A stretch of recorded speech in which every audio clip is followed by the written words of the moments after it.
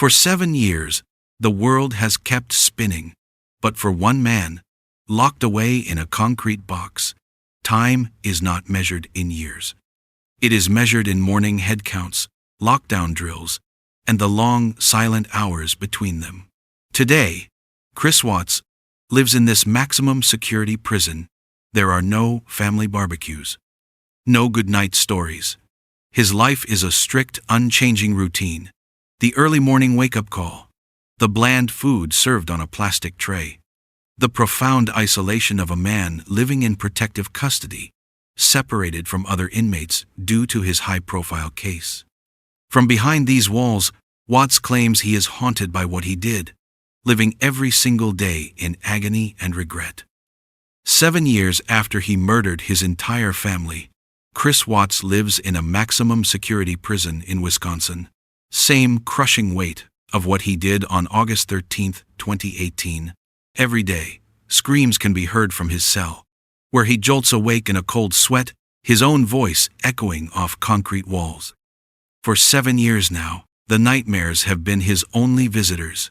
7 years of waking up to the same cracked ceiling, the same fluorescent lights buzzing to life at exactly 5 a.m., the same crushing weight of what he did 7 years ago. But it's not just the dreams that torture him, it's the silence that follows. Chris Watts sits on the edge of his narrow cot, head in his hands, tears streaming down his face. The same face that once smiled for family photos. The same hands that once tucked his daughters into bed now shake uncontrollably as he reaches for the 3 photographs taped to his cell wall. Shanann, radiant and pregnant. Bella, with her shy smile and trusting eyes. Cece, wild and free, laughing at something only she understood. "I'm sorry," he whispers to their faces every morning. "God, I'm so sorry." The guards say he talks to those photos for hours, begging for forgiveness from people who can never answer back, people he made sure would never answer back. This is the Chris Watts the world doesn't see. Not the calculating killer who lied to police. Not the manipulative husband who lived a double life. This is a broken man who claims he would trade places with his victims in a heartbeat. But here's the question that haunts everyone who knows this story. After 7 years of claimed remorse, after 7 years of tears and nightmares and whispered apologies, is Chris Watts truly sorry for the lives he destroyed? Or is he just sorry he got caught? What happens when the perfect father reveals himself to be the perfect monster?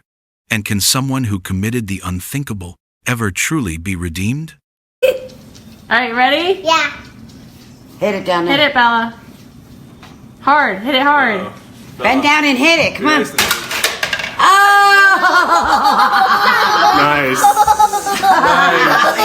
But to understand how Chris Watts became this broken man, how a father's love twisted into something so monstrous that it destroyed everything he claimed to cherish, we need to go back to before the concrete walls and sleepless nights, back to when he was building the perfect life that he would later burn to the ground. Frederick, Colorado, August 2018. Picture a place where American dreams come to life. Pristine suburban streets, manicured lawns, children riding bikes without fear. The kind of neighborhood where everyone knows your name and barbecue smoke drifts over white picket fences.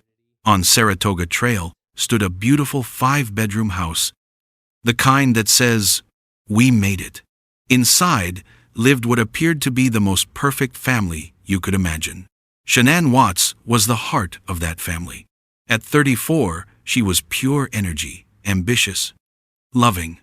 A social media genius who turned her Facebook page into something magical, not just family photos. A digital love letter to the life she had built with her own hands. Every day, she shared their joy with thousands of followers, their adventures, their carefully crafted moments of perfection, and what beautiful moments they were. Hey guys. So, I just want to talk a little bit because I'm trying to decide what I want for lunch because I'm not hungry, but I'm hungry. I've been working all morning. I had a really good breakfast with a friend this morning. And so we had, I think it was like broccoli cheese quiche. It was really good. And strawberries. They were really good. Trying to decide, do I want a shake? Do I want Pro Bar? And if I do want a Pro Bar, which Pro Bar? Because I really like lemon meringue. I really like birthday cake. And I really like cookies and cream. And those 3 I have. I don't have any of the cinnamon roll because we ate them all. So I don't know what to choose. There was 4-year-old Bella, the thoughtful one, sweet and sensitive with her mother's bright smile. She loved bedtime stories and called her father Daddy Chris with complete trust, the kind of trust only a daughter can have. Then 3-year-old Celeste, everyone called her Cece, pure energy wrapped in tiny overalls, a whirlwind of giggles who had her father's eyes and her mother's fearless spirit. Shanann posted videos constantly, the girls dancing in tutus, making cookies, cuddling with their father on the couch. Come here, Bella.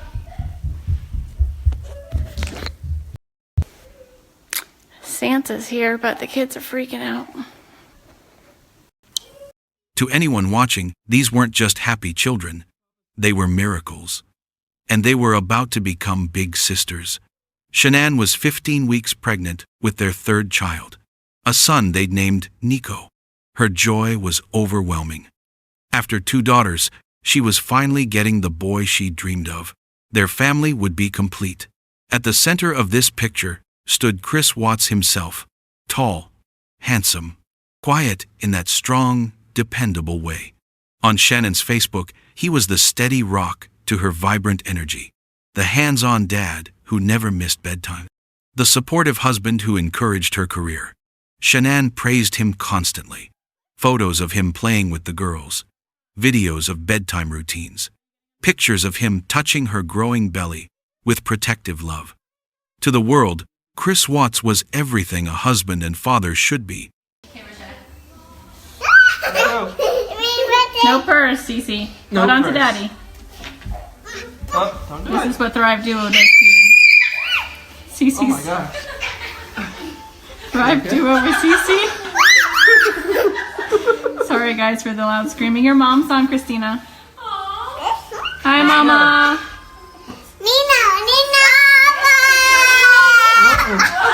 There you go. But behind this perfect picture, invisible cracks were forming, cracks that would soon shatter everything.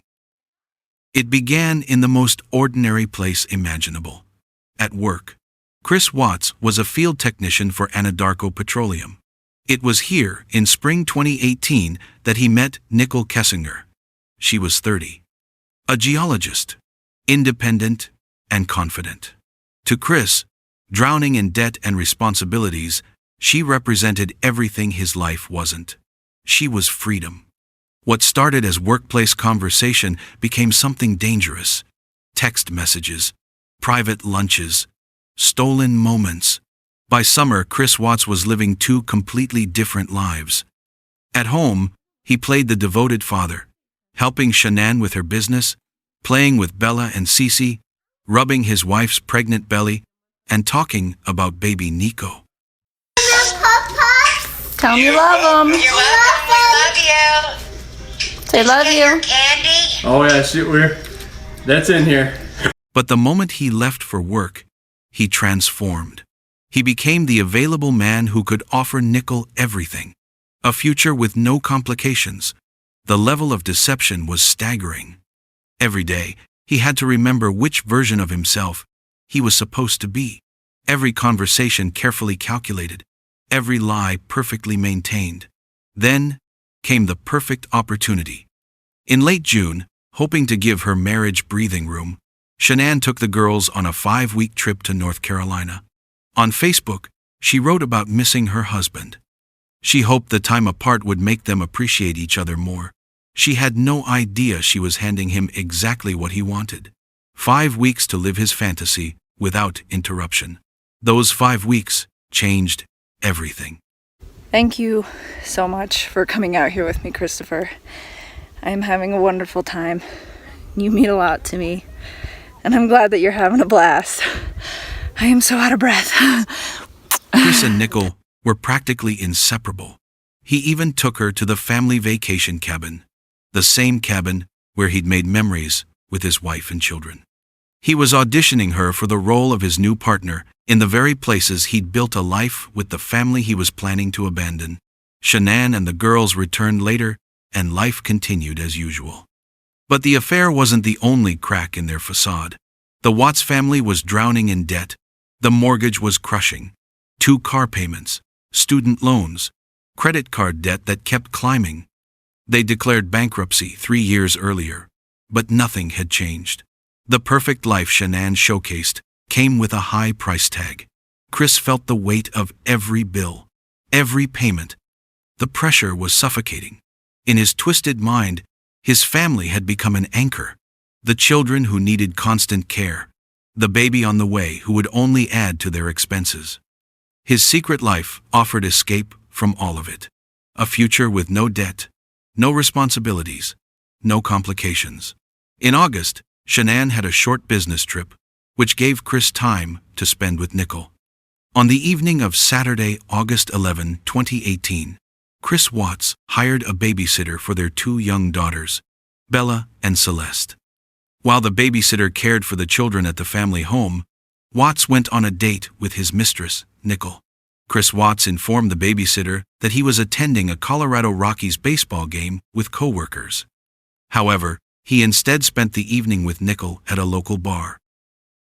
As Shanann's return approached, fantasy became more appealing than reality. He was trapped between the lie he'd created and the life he no longer wanted. A divorce would be messy, expensive. It would expose his lies, require child support he couldn't afford. So in the darkness of his diseased mind, Chris Watts began considering a different solution. A faster, cleaner way to get his fresh start. Not through separation, through complete erasure. August 13, 2018. Around 1:48 a.m., Shanann returns from her business trip. Shanann was dropped off by her friend Nicole Atkinson. She walked toward her darkened house, exhausted. 15 weeks pregnant, eager to see her family. The house was silent. Chris and the girls supposedly asleep. But Chris wasn't sleeping. He was waiting. According to Chris' final confession, the conversation happened immediately. He was waiting in their bedroom. Chris told Shanann their marriage was over. He didn't love her anymore. He wanted out. For Shanann, the words must have felt like a physical blow. The argument that followed was emotional, desperate. In her pain, she said what any devastated wife might say. If he left her, he would never see his children again. Those words triggered something dark in Chris Watts. Faced with the messy reality of divorce, he made a decision. His fantasy of a clean slate was about to become horrifying reality. He attacked his wife in their bedroom, strangled her with his bare hands, the woman he'd promised to love and protect. The mother of his children, the woman carrying his son. She fought, but he was bigger, stronger, filled with rage that had been building for months. When it was over, Shanann Watts was dead. But the horror was just beginning. The baby monitor crackled to life. Small footsteps in the hallway. His daughters were awake. 4-year-old Bella and 3-year-old Cece had heard the commotion. They walked into the hallway and saw their father with something wrapped in a sheet. Their mother's body. Think about that moment. A normal father would have stopped. The sight of his children should have shattered whatever dark spell held him. But Chris Watts was no longer a father. He was a man with a problem to solve, and his daughters had become witnesses. Instead of stopping, he made another choice, one so evil it defies comprehension. He carried his wife's body downstairs, loaded it into his work truck. He strapped Bella and Cece into the back seat. Their mother's lifeless body lay on the floor, just feet away. Then he drove into the darkness. For 45 minutes, he drove toward a remote oil field. What happened in that truck is almost too painful to imagine. 2 little girls, alone with the father they trusted completely, on a journey to their own deaths.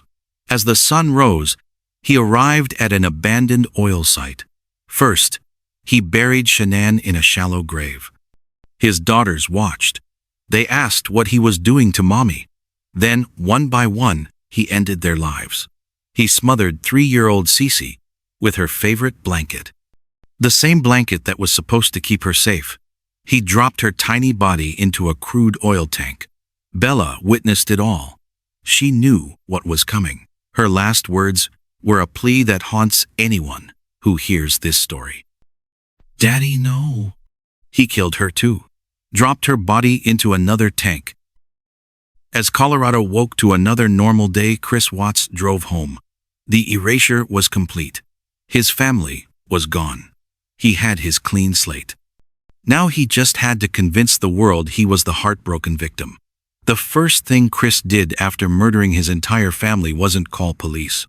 It wasn't break down in grief. It wasn't panic. The first thing he did was send a text to his dead wife's phone, asking where she and the girls were.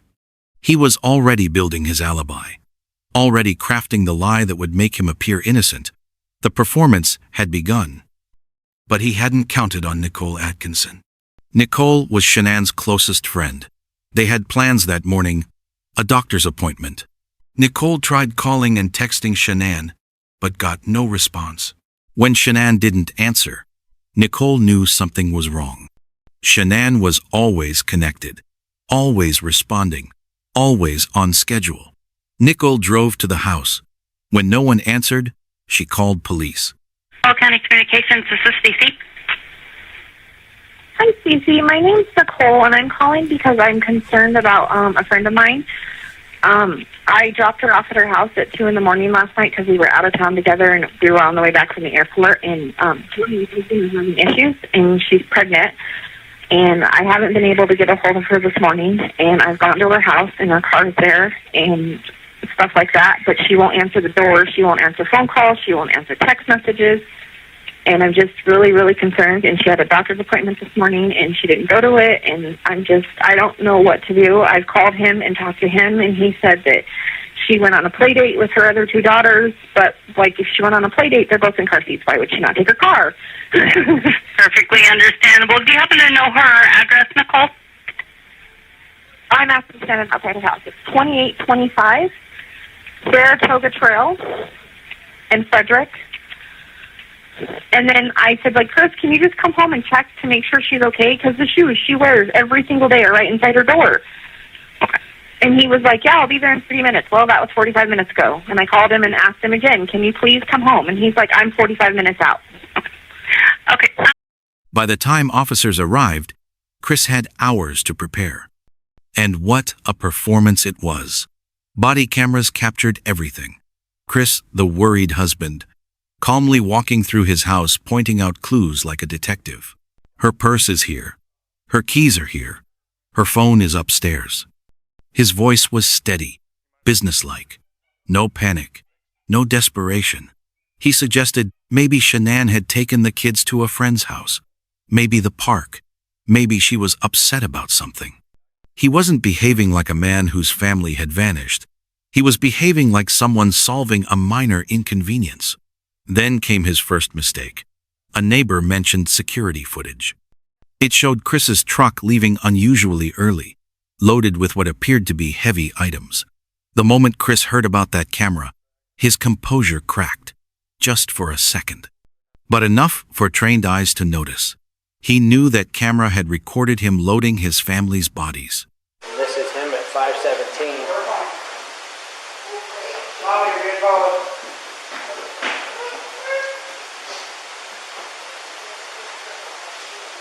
We usually park out there on the side. I just want to get everything back in. Be easier to lug everything out there, all the tools that I had to bring in.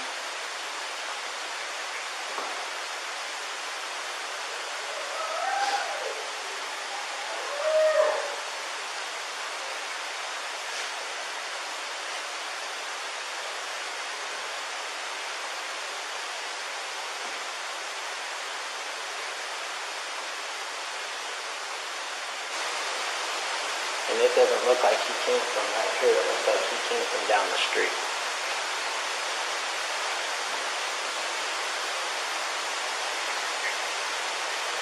then the other thing that doesn't make sense is why would he pull past this part? You can see him pull past.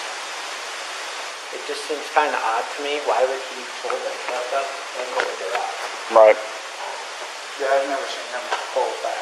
I've never seen him. If he loads his stuff, he normally just walks back and forth because I get him on camera. What does he usually load up? All he usually has is a lunch box and a book bag, looks like a computer, and usually a water jug. That's it. But the fact that he was in here and explaining to it over and over and over, Well, odd. he doesn't look worried. He looks like he's trying to cover his tracks. You know what I'm saying? Right. And if he's loading his stuff, why isn't he walking back and forth? But I can't see what he's doing in the back of the truck because he pulled into the garage. And he knows my camera's there. No, I'm just saying it's kind of odd that he pulls his truck back behind my camera. The cutoff, the truck's in the garage right now. And he never backs his truck into the driveway. That's what her friend Christina was saying. Diesel. She's like, he never backs his truck up. Her mom said it too. She's like, he carries his stuff out in the house. He doesn't back his truck up. Well, I have him on camera doing it when he does it. Because when he was parking his truck over here, the other thing was odd is while she was gone, he kept parking his truck and her car over here. And I used to see him walk out of his house right here. He took the car out of the garage? Oh, the car was parked over there for a long time, like a couple days. This is past weekend? No. It was when she was gone for the 6 weeks. Oh. But I thought it was kind of odd that he never parked in front of here or right here. He said someone broke into his truck and he parked over here. I have no idea. Hey, he's acting so suspicious. He's normally, you can ask them, he's normally quiet, real subdued. He's over here telling you 3 times what he took out, what he did, what he did, what he did. He's very, he never talks. So the fact that he's over here blabbing his mouth makes me kind of suspicious. Yeah, but I mean, put yourself in his situation. Oh, I agree. You know, anyone's going to be nervous. You don't know what to do. No, I agree, but I'm just saying the way he told you 3 times what he brought with him, why is he telling you exactly what he brought with him instead of saying, oh, they didn't see anybody out here, he didn't see anybody doing anything. You know what I'm saying? Mm-hmm. Why is he so worried about you knowing what he's carrying out? That's all I'm saying. That afternoon, Chris stood on his porch and delivered a speech to news cameras that became infamous. He looked into the lens and pleaded for his family's safe return. But everything was wrong. He barely made eye contact, rocked nervously, smiled at inappropriate moments. Most damning, he spoke in past tense. Shanann was a great mom. I hope that she's somewhere safe right now and with the kids. But, I mean, could she event? Could she just taken off? I don't know. But if somebody has her and they're not safe, like, I want them back now. Yeah, my kids are my life. I mean, those smiles light up my life. And this, like, I mean, last night, like, during, like, you know, when they usually eat dinner, it was just like, I miss them. Like, I mean, Shanann, Bella, Celeste, if you're out there, just come back. Like, if somebody has her, just please bring her back. I need to see everybody. I need to see everybody again. This house is not complete without anybody here. Please bring her back. As if he already knew they were never coming home. Body language experts spotted the red flags immediately. This wasn't a desperate father. This was a guilty man trying to convince the world of his innocence. And failing miserably. For 2 days, Chris stuck to his story. But investigators were closing in. They needed to force his hand. So they offered him a chance to prove his innocence.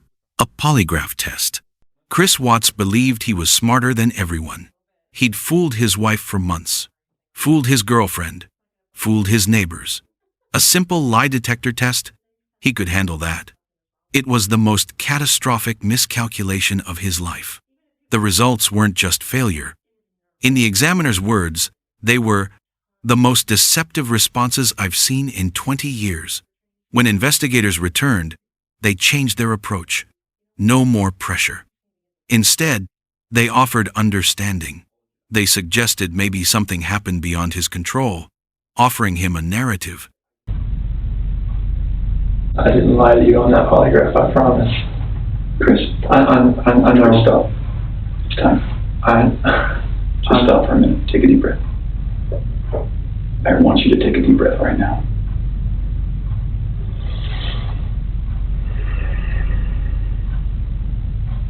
There's a reason you feel sick to your stomach. And when people hold stuff inside, it makes you physically ill. And I can just tell on your face, I could tell from the second you walked in that you were wanting to just come clean and just be done with this.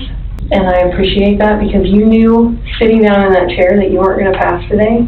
And you knew I was going to find out because I told you that.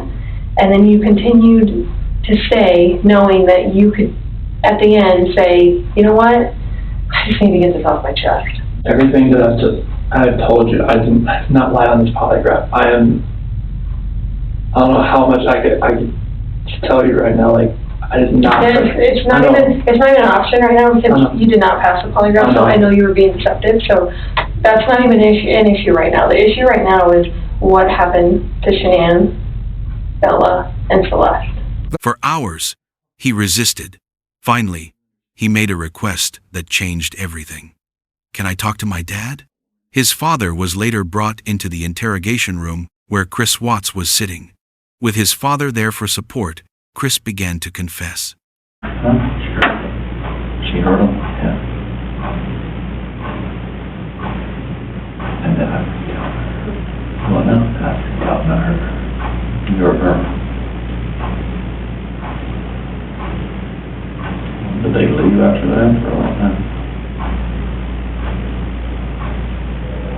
So she started hurting the kids. Paper.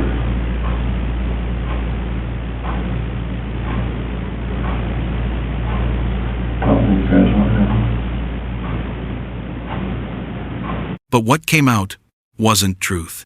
It was one final twisted performance. One last lie so cruel it revealed his true evil. He claimed he'd gone downstairs to cool off. When he returned, he saw Shanann strangling Cece on the baby monitor. Bella was already dead. In this version, Chris painted himself as the tragic hero, a father who killed his wife only after she murdered their children. It was breathtakingly vicious. Even in confession, he couldn't tell the truth. He had to destroy his wife's memory one final time. The investigators listened patiently. They knew this was fiction. But buried in the lies were two things they needed: a confession that he'd killed his wife, and the location of the bodies. The lies led investigators to a barren stretch of Colorado prairie. In harsh daylight, they uncovered the horrifying truth. They found Shanann's body exactly where Chris said. But the worst discovery was yet to come. In two massive oil tanks, they found Bella and Cece. Their father had stuffed their tiny bodies through 8-inch openings and let them fall into crude oil below. The autopsies immediately destroyed Chris's story. Both girls had been smothered. There were no signs of struggle, no evidence Shanann had harmed anyone. His elaborate lie crumbled into dust. Faced with overwhelming evidence, Chris made one final calculation. To save himself from the death penalty, he pleaded guilty to all charges: 9 felony counts, 3 first-degree murders, 2 counts of murdering a child, 1 count of unlawful termination of pregnancy, 3 counts of tampering with remains. At sentencing, Shanann's father spoke directly to him. "I trusted you to take care of them, not kill them. You disgust me. You are a heartless monster." The judge sentenced Chris Watts to life without parole. 5 life sentences, consecutive. He would never breathe free air again. So the court is going to sentence Mr. Watts as follows. With regard to count number 1, murder in the first degree as it relates to Shanann Watts, the court is going to sentence you, sir, to a life sentence in the Colorado Department of Corrections, followed, with no possibility of parole. Chris was transferred to Wisconsin's Dodge Correctional Institution. maximum security. For his own safety, he lives in protective custody, isolated from other inmates. Even hardened criminals have a code. What he did crossed every line. His life is monotonous routine.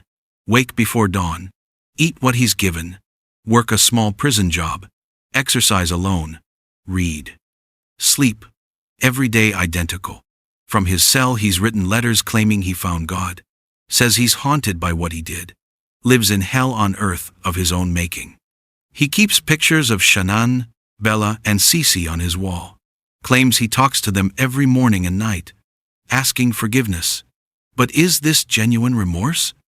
Or self-pity from a man who regrets getting caught? While Chris serves time claiming to be changed, the real victims suffer every day. Shannon's parents didn't just lose their daughter and granddaughters, they lost their future. Every holiday marked by empty chairs, every milestone celebrated without the people who should have been there. Perhaps the most haunting reminder is Shannon's Facebook page, still active as a memorial. You can watch her videos, hear her voice, see her plans for a future that would never come. It's a time capsule of happiness, created by a woman who had no idea her husband was planning her murder. Chris Watts' remorse doesn't matter. His feelings are irrelevant. His spiritual journey meaningless. His claims of change worthless. No amount of prison remorse can bring them back.